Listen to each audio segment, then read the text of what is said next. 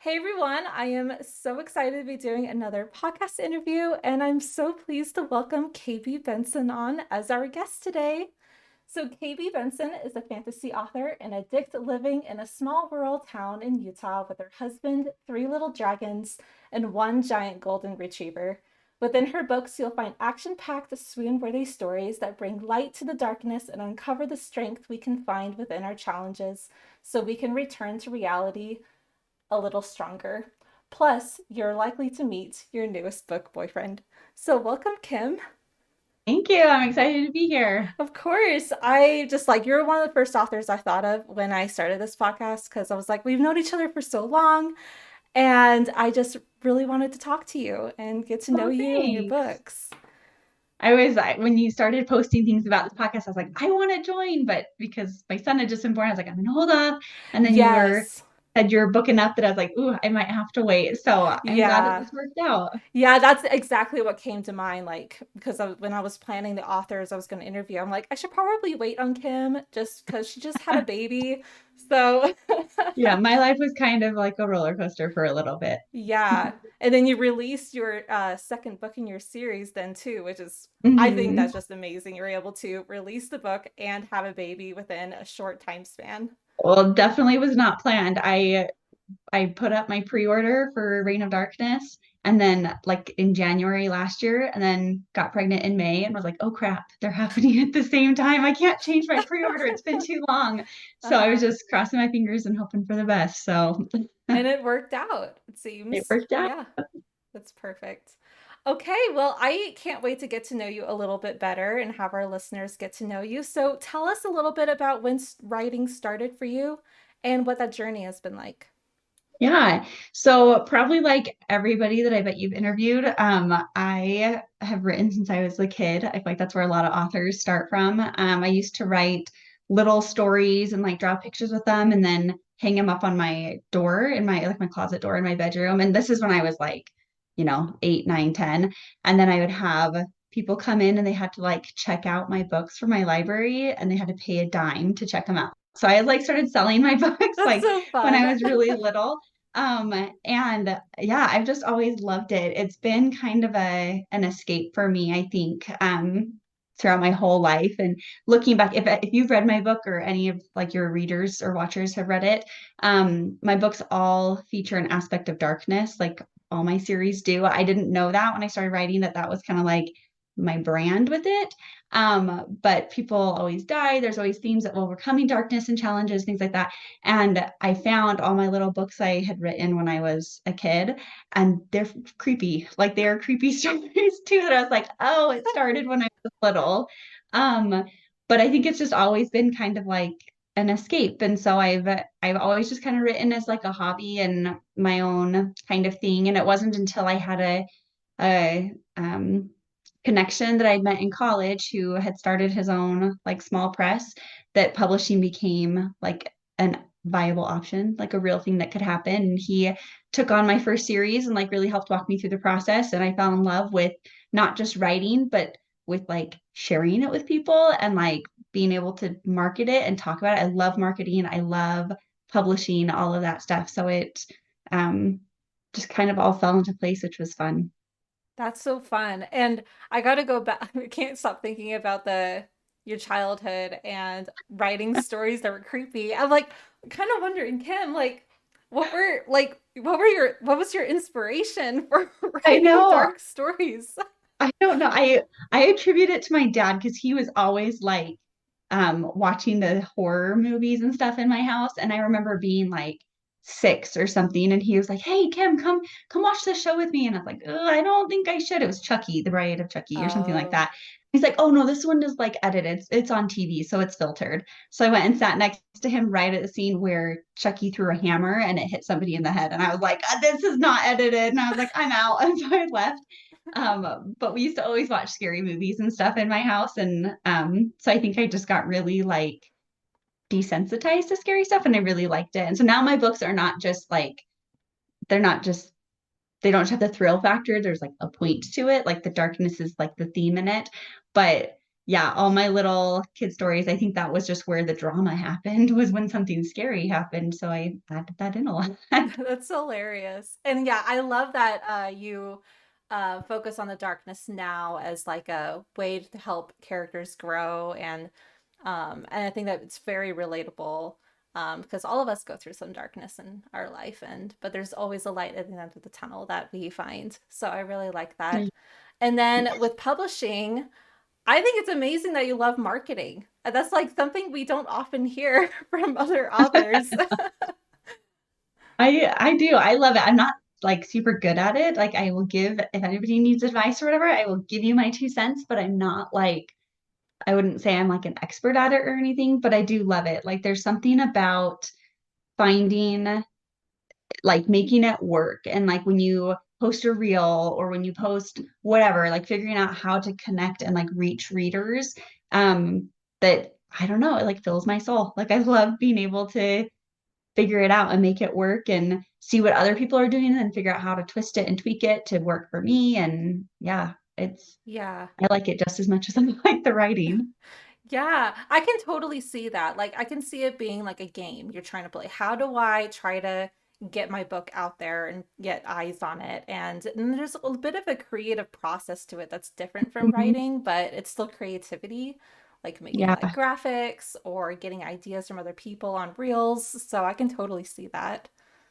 And it definitely helps too when you do the marketing and you find a fan base and then people just like go crazy for your book. Oh, It's really yeah. motivating and like, I want to share this with more people. How do I do it? How am I going to get this into more people's hands? And I think that's really what does it for me is that I love, like, most people who've read Well of Ada come out of it being like, oh my gosh, like, what just happened? Like, I love this. I can't stop thinking about it. I like stayed up way too late at night. And I'm like, those are goals right there. Like, you just hit all my goals that I was going for. And so when I hear that, I'm like, I want other people to read it and not just buy the book because you can buy it and stick it on your shelf and never read it.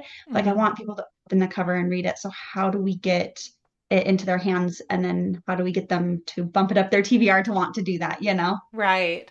Right. That's an interesting question to ask and a really important one, I think, as well. It's like we so focus so much on the sales, and it's like, okay, great, you've made a sale, but then are they ever going to pick up the book now? Right. So, Yeah. yeah, I like that strategy. Um, so what made you decide to go the indie route? You talked a bit about talking to someone about publishing from a small press. So what made you decide to go indie? So I had queried a little bit, not a ton. And I started realizing that it's such a like you have to hit this trifecta in order to get a traditionally published deal, how I see it, that you have to have the perfect book, doesn't have to be perfect, but written really well, great storyline, everything, perfect book to or I guess I should say the right book to the right editor at the right time. And if one of those three pieces isn't in place, you're going to get overlooked, you're going to get passed by. Like that's super, super hard and super like lucky. Like it'd be very lucky to be able to hit all three of those things. And I just wanted to keep writing stories. I didn't want to, like I knew I had a good story and I didn't want to just keep throwing it out there and never have anybody read it. And so that's all I knew that you could do though. And so when my contact from college, when he got a hold of me and said he'd started this small press and wanted to take me on and stuff as an author, I was like, okay, let's do it because I didn't know anything about like indie publishing, that it was very daunting for me. But I was like, if you walk me through it, then I don't feel like I'm jumping into this blind and you can help me through it. And so I was published with them for like 3 years, maybe 2.5 years. And then I got my rights back and then just fully indie published it. But it was nice because during that time, I really got in, like, that's when I started my Bookstagram account and like really started getting into just the whole bookish community. And I started learning kind of what I would take to like self-publish on my own. And so now all my books are that way and I love it. Like it's really fun to do it. And I'm one of those people that I've heard a lot of authors say like, oh, if nobody ever read my books, I would still write them. I am not that person. If nobody's going to read my books, I am not going to write them because I know what happens already. Like I've got Well of Ada is the first book in a 6 book series. I know exactly how it ends. I know who is going to die. I know all of the heart-wrenching scenes. I know who's getting married because there is a marriage happening in it. I know all the different couples. I know where people are going to cry. I know my big plot twist. I don't need to write it. I've got this like movie in my head. And so Mm. I'm writing it for readers to read. And I wouldn't write it if people weren't reading it. And so for me, it was just I wanted to make sure I could get these books out and I didn't want to wait until I was like 60 years old to do it. I just wanted Yeah. while I have energy and I have the ideas, I wanted to get them out to people. Yeah. Well, that's amazing. And what between you and that publisher, was that what was that process like to decide to get your rights back? Yeah. So it was really easy. They were an awesome publisher. And so we just had looked at it and saw that like my books weren't selling as well through them. And so I wanted to take them on my own. And so they actually were really like gracious about it. And they gave me the covers, like, so they had provided the covers for me for my Call of the Sirens trilogy. And they gave those to me so I could keep them. They had formatted all the books. They gave me the formatted files. Like they just gave me everything because they were super awesome and wanted me to be successful in this.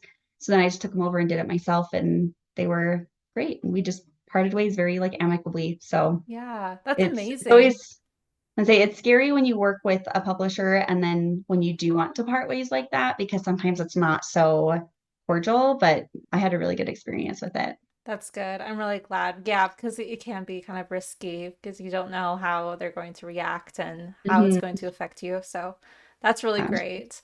And then that's amazing that you already know what's going to happen in this long series. That was actually going to be one of my questions later, but we can talk about it now because it's like I am just so curious. Do you have any like tips or like what's your process, I guess, for writing a long series? Figuring out. So I remember thinking that. So I remember learning with J.K. Rowling, like when I got to the end of Harry Potter, I was like, she had to have known what was going to happen at the last book, all the way at the beginning, because stuff is set up all the way from there. I'm like, Mhm. that is crazy, nuts. How could somebody do that? And then when I started looking at the story, I was like, oh, I see. Like you have to know where it's going. And so I actually spent a good period of time where I wasn't doing any writing and I was just focusing on like the bones of the story. And so I knew in it, I guess where this like the Fallen Kingdom started is I wanted to write an easier book because I felt like writing a trilogy was really hard and it had so many plot threads in it that I was like, I need something easy. I need to take a break. And so I was just going to write a bunch of standalone fairy tale retellings. And then as I started going through my first one, I realized, oh no, the story's too big. It was well Vedas. I was like, it needs to be broken into like a duology. And then I was like, okay, I could have a bunch of duologies in like a collection. And then as I like kept going through what the other duologies would be, I was like, oh no, like these are part of the same story. And all of a sudden it was a 6 book series that was more complicated than anything I'd ever written before. And so I knew that I planned to publish like one book a year. And so I knew that I was going to forget all my plot threads. I was going to forget who was who and where they came in. And so I was like, I need to figure it out now because if it's not going to work, I'm not wasting my time on it. Because again, like I want people to read it. And so if it's just going to become a tangled mess, I'm not going to do it.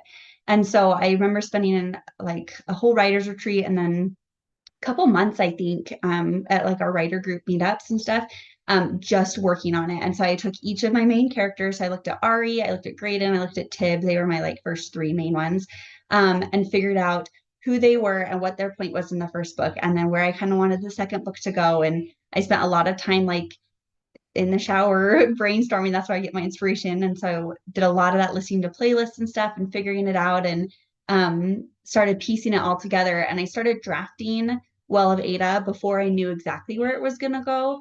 But by the time I published Well of Ada, I had all the main plot points like figured out of exactly what it was going to be because I knew certain things like I knew who the love interest was going to be and so I really wanted to like lean into that and I knew I wanted a villain who was like kind of rivaled Thanos.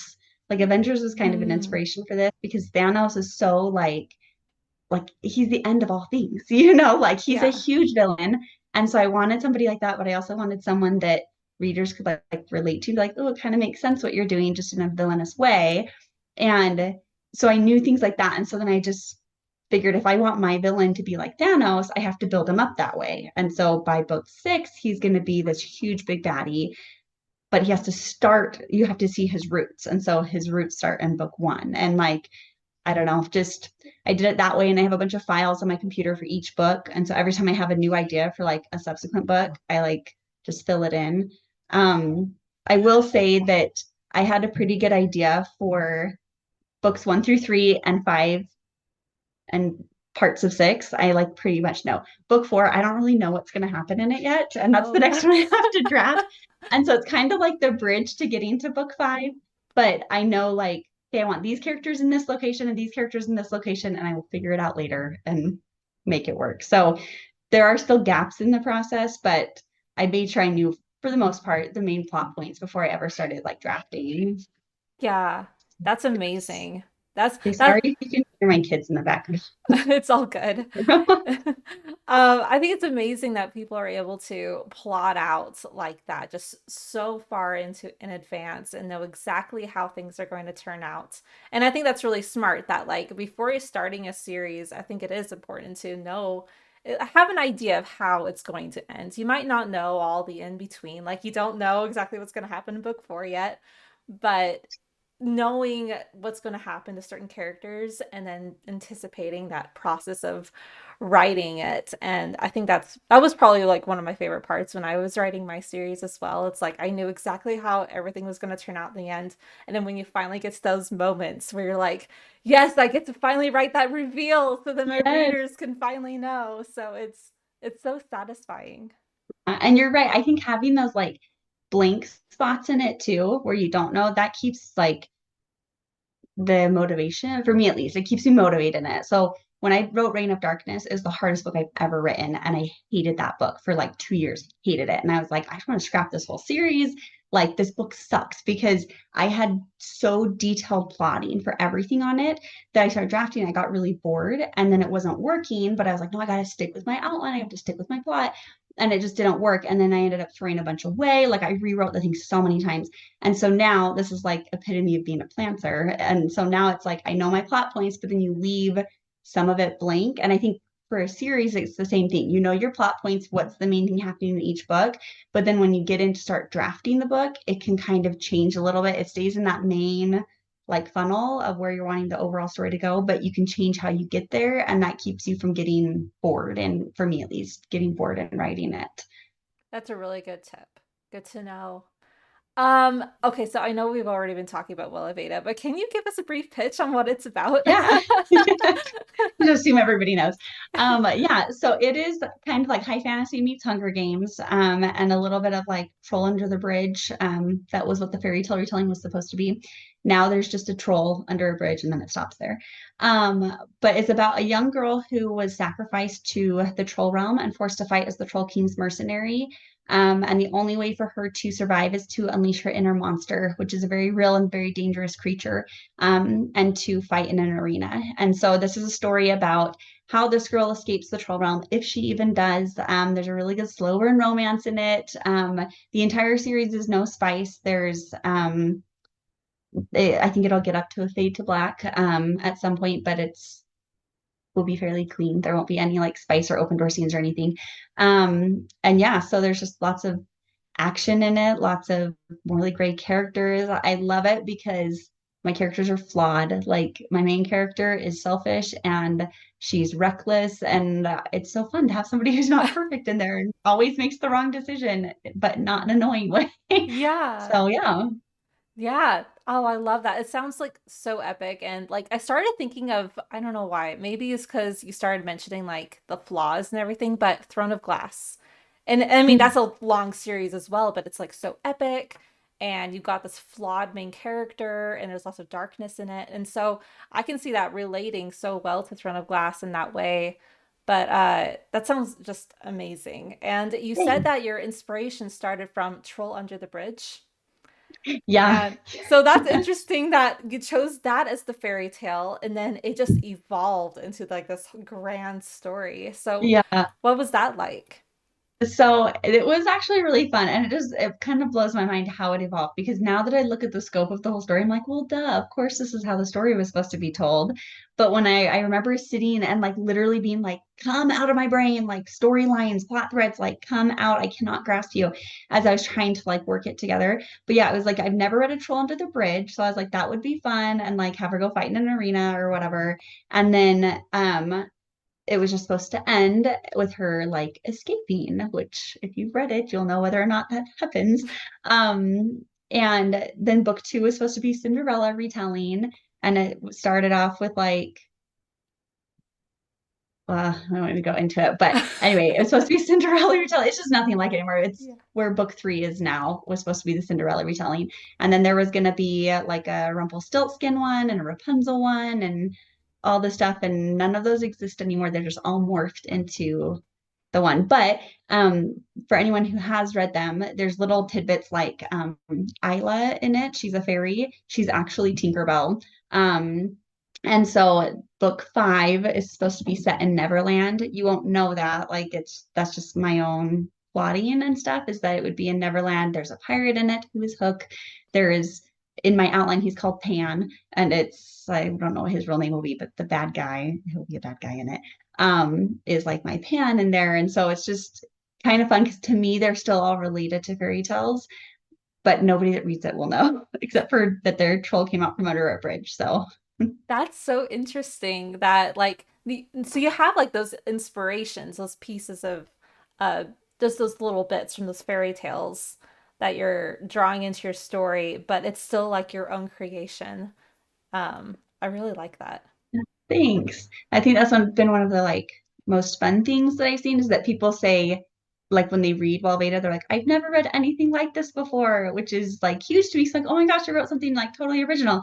But then when I'm trying to find like comp titles and stuff, it's like, I don't know, because nobody's read anything like this before. It doesn't match anything. Yeah. But it's been fun to like be able to take something and twist it so hard that it's its own thing, you know? Yeah. Well, I think you've done a great job with comp titles. Like when I see Thank your you. posts, like the Hunger Games, for example, I mean, with the arena and the fights and all that, that's just really cool. So, That is all thanks to my like beta readers and to reviewers, like ARC readers and stuff. People have posted in their reviews things like, oh, like this world building rivals, what did they said? Like the Grishaverse.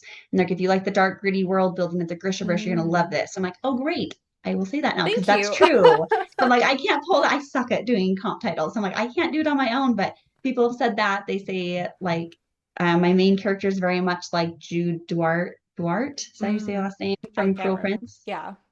And so my book's not like Cruel Prince, but the main character is like her, and like just different things people have told me. Remnant Chronicles is one and stuff. So I'm like, thanks you readers for helping me out because I don't know. That is so nice. Yeah, I feel like I've had a few moments like that where someone would be like, "Oh, this character's like Aladdin or whatever, or it's kind of an Aladdin." I'm like, "Oh, yeah, I can kind of see that. I can kind of tie that in maybe." So, yeah. Save that for later. Yes, exactly. Thank you, readers. That's great. And then going back to the topic of darkness. So you have this exploration of your main character, Ari, uh, releasing the monster from within. And I was wondering where you got that inspiration from and like what made you want to go in that direction. That's a really good question, and I don't remember because it was like 3 years ago that I came up with it. I seriously feel like my brain is one that like I'm living in two worlds, reality and then in Ada. And so the moment I don't need stuff anymore, it just disappears from my memory. So I don't know really where it came from. I have no idea. In the shower. Like I'm Shower? not sure. Yeah, I'm not sure where it came from. It just part of the whole. Well, I think I wanted I won't say detailed because it's technically a spoiler for book one, even though I'm not super like close-lipped about it. But the monster that she turns into, I wanted that to be a big part of it. And so I was like, I need to have that type of creature in the story, and it would be cool if it was her. I don't Yeah. know. Well, I could imagine it like plays a big role with her character development when I mean, I feel like there's like a huge message that can be behind that with releasing the monster if that's from within you. Yeah.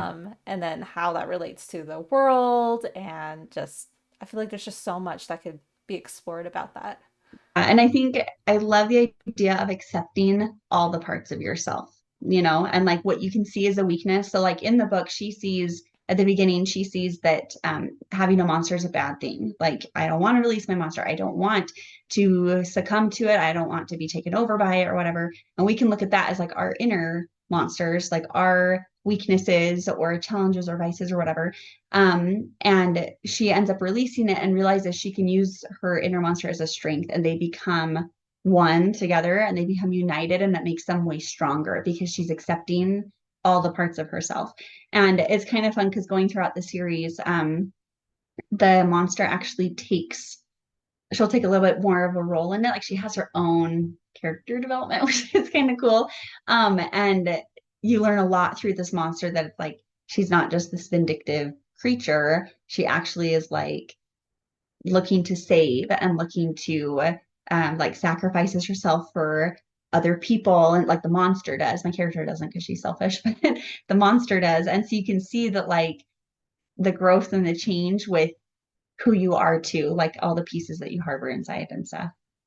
Yeah, that's really interesting. And having a character who is selfish, and then I can like I just a reader prediction, just learning from her monster in that way. And then like that's part of like the accepting parts of herself. And then I'm Mhm. curious to see how her growth would be. I mean, that's another fun thing with a long series is that you can take time with the character's growth and Yeah. Oh my gosh, Julie, when you get to the end of it, I'm so excited for people to read like the last line of her story. I'm so excited.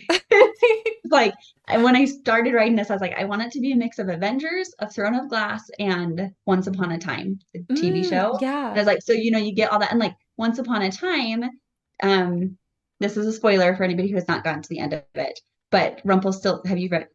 I don't say to you. Have you seen the whole thing? Yeah. Okay, so Rumpelstiltskin at the end, how he's kind of like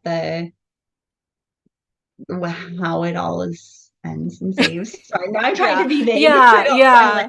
So Uh-huh. he has like that crucial role to play, and he only could have accomplished that because of everything he'd gone through leading up to it. And so I'm like, that's what I Yes. want. Like my main character is like she's not necessarily a good person.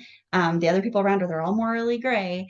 But because of them, it makes it so that they can save the realms and they can destroy the big villain that comes into play and everything. Love that. That's so exciting. And to have like this stuff, it's just brewing in your head. And it's just like, who knows? Like, I mean, do you have like a publishing plan of when you're going to release the books? Yeah, so I'm hoping to do just one every year. It kind of got a little hiccuped because of my son being born. So I had to like push some stuff off, but I'm still shooting for every calendar year having a book release. If I can get myself ahead, maybe I'll do more than that. But I've learned that if I put too much pressure on myself to like release multiple times a year, then I think the quality of the book will suffer and I don't enjoy it. So I do have a plan that like by what is it, 2030 or something, they'll all be out, which seems like a long time away, but Yeah. to write the book, it actually seems like it's coming up really fast. So So we've got a few years until yeah, we can read that couple, last part. but stick with it because it's going to be so worth it. I'm going to make it worth it for everyone who's joined the ride. Ah, can't wait. I can't wait. Okay, and then let's talk a little bit about the romance in it. So you've Okay. got two different love interests, right? Hmm. So what's that been like juggling two different characters for So romance? it was not so Graydon and Tib are the two love interests in it. And it was never supposed to be a love triangle ever. Mm. That was not a part of the plan until somebody called it out and they were like, oh, there's a love triangle in this book. And I was like, wait, what? There is? I just Like, like I wrote the can't believe I story. did that. I know did not mean to do. I wanted Tib to be in there as like, well, I wanted them both to be in there and pulling for her, but it was more of like how I see them is Tib is this it's her past pulling at her and Graydon is her present pulling at her. And so she's got these two warring parts of her life that are pulling her in different directions and she has to decide which way she's going to go, but it wasn't in my head. It wasn't supposed to be a love triangle. And I've had a lot of readers say they hate love triangles. And then they read well later. They're like, oh my gosh, I actually love this one. And I think it's because it's not just, hey, here's two characters, let's add some tension because she doesn't know who to pick. It's that past and that present that are pulling at her. And so it's very real and very like raw with it. And so it was interesting, like having readers like tell me who they like, because I've got tons of people on Team Graydon, I have tons of people on Team Tib, and I was like, Oh. he's gonna be mad because only one of them is gonna get her. And Yeah. I was like, this is oops, I don't know. So we'll see. But it's been fun to see that like they're both seem like such real people that they've got their own followings, like Tib and Graydon do. But it definitely, I did decide to not make it linger too long because that wasn't my intention to ever have like that be a primary focus of like the love interest, I mean, of the love triangle. And so in book two, I make it very clear who it is she chooses, and then I'm going to have her be on that side for the rest of the book. So people don't have to worry about her flip flopping back and forth. She won't do that. She makes up her mind and she's going to stick with it. And then their stories branch out and go further. So, Yeah, yeah, I think that's a smart thing to do, and I like that. It's interesting, like when you're talking about like, unintentionally writing a love interest. I think that like a lot of people who maybe might do that, they are focusing on the main character and having, like you said, those two guys represent different like sides that she could take. Um, and it has nothing really to do with the guy specifically adding like the tension mhm. in purposely, but and that made me think of this series called Keeper of the Lost Cities. It's a middle grade Oh, series, but there is kind of a love triangle in it as well. And it's funny because the author, like, that was unintentional. The author did not mean for there to be a love triangle. She does not like love triangles. And she was just like, every time readers ask her, which team are you on? She's like, I'm team Sophie. Like, I am the team main character because this is not like what I wanted. But I it's love that she picks the main character. I should start doing that. I'm Team Ari, not yeah. the boys. Yeah, there you go. It's like, yeah, it's not doesn't have to do exactly with the boy, but just like who she is, what she decides, Mhm. and all And I that. am very like, I love romance in books. Like I can't read a book if it doesn't have some type of romance in it. So I very much know where it's going. I want it to be swoony. It is going to be like, "Ooh, I want him, but you're going to want the one I want. Yes. Like, you're going to want the one that I'm choosing for you. And man, they get crazy journeys ahead of them though. I just actually this morning was finishing up some edits on book three, or like some like revisions on it. And I was like, man, some of these characters go through crap and it sucks for them. And one of those characters, that's one of those boys. Aw. So We're so awful to our characters. are, Well, now that you've mentioned that there's a marriage, then I'm curious to see what that journey is going to be like up until that point. And with a world like this and all the challenges mhm. that happen, I mean, yeah, there's Ugh, got to be some struggles that go along the way before that marriage happens, I'm sure. there are, and then there's going to be a bunch afterwards too. It's going to be so good. I like just want to word vomit all my secrets to you and Oh, tell you everything. But no, it's going to be really good.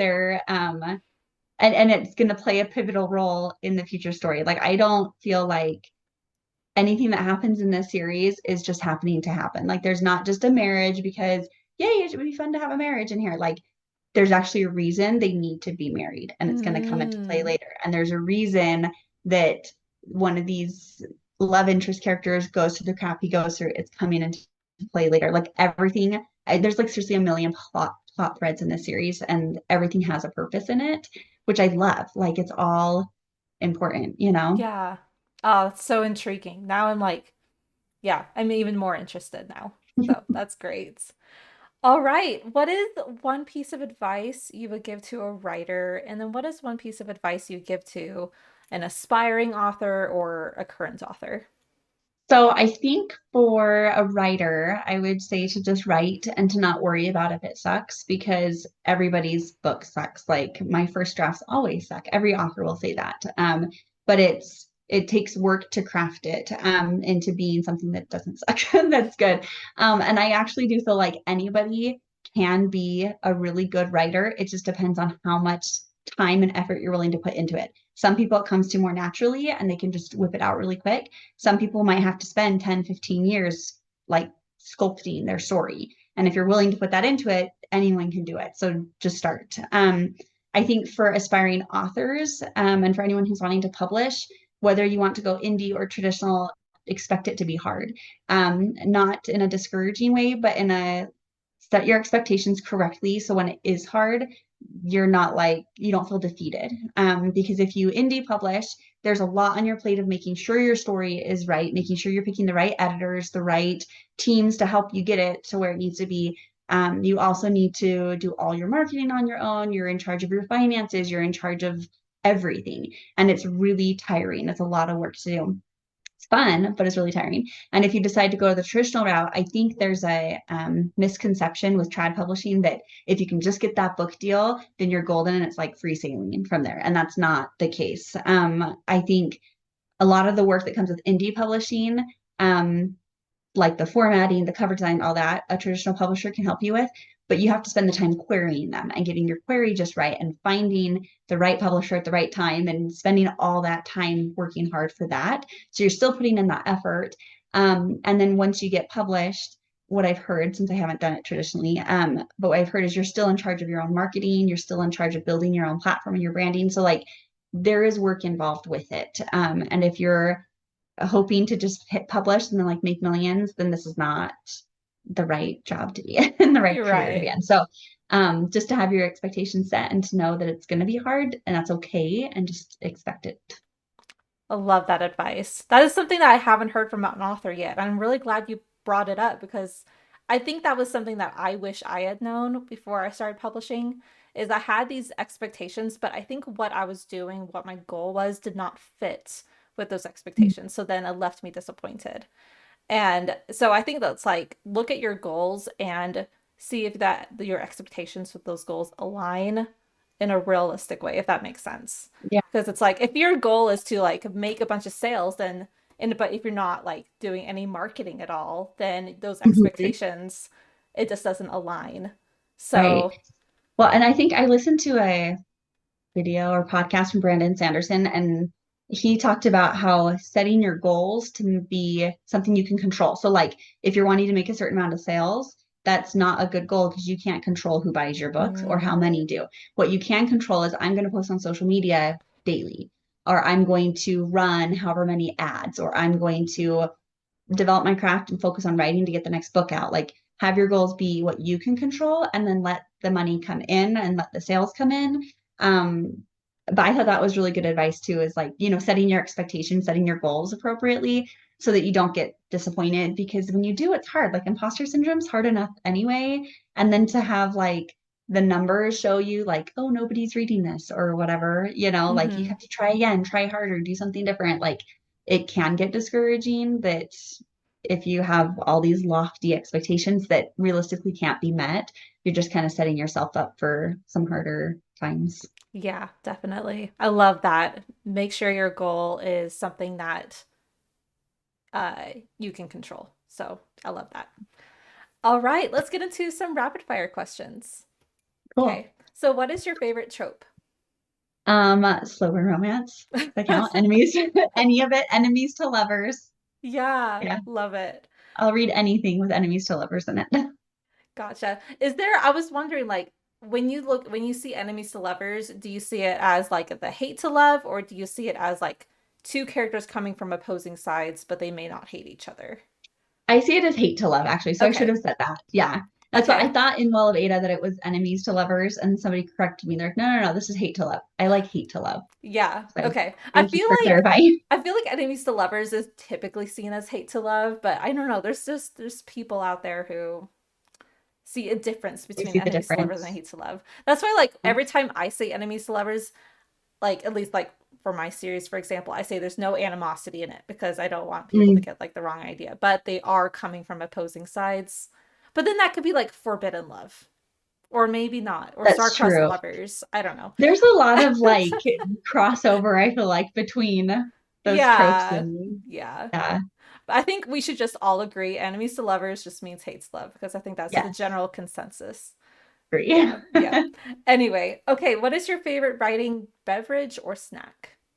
Always lemonade, and I try not to eat when I write just because I always get crumbs on my keyboard and then they get stuck under the keys and mess it up. So I mostly just drink the Oh, lemonade. I like that. And then also like maybe your hands like get greasy or like and Hmm. then you don't want to touch your keyboard and yeah, Yeah. totally get that. What is your favorite book currently? A Curse so Dark and Lonely from Bridget Kemmerer. That That's a like hit great the one. top. Yeah, it like hit the top of my list like 2 years ago and has not fallen down. Nothing has beat it yet. So Yeah, I really liked it. I feel like that's a book that like starts out as a retelling, but then blossoms into its own story. Yeah. So another Yeah, kind of I love it. similarity to Willowbeta. Yeah, Kind there you of. go. And then what are you working on currently? So I am working on the third book in the Fallen Kingdoms. And I'm finishing up the draft of it. So it has three point of views in it right now. Or four, three or four. Anyway, I've written two of them. And so I need to like finish my like revisions and add in like my placeholder information and then go back through it and write Graydon's point of view. I think his is the only one I have left. And tell kind of his and Isla story. And then I'm done with the first draft. And I can let it sit for a little bit. I'm so excited. Yay, that's so exciting. And then where can readers find you? So I'm most active on Instagram and on my newsletter. So I try to post on Instagram a couple times a week, and I'm usually a lot faster about it. And I just have my newsletter out once a month, for people who just want like the tidbits of important information. But yeah, All right, awesome. And we'll have links to all that in the show notes. And thank you so much, Kim, for coming on. I had such a blast talking to you. thank you for having me. It was good to get a chat with you again. Of course, of course.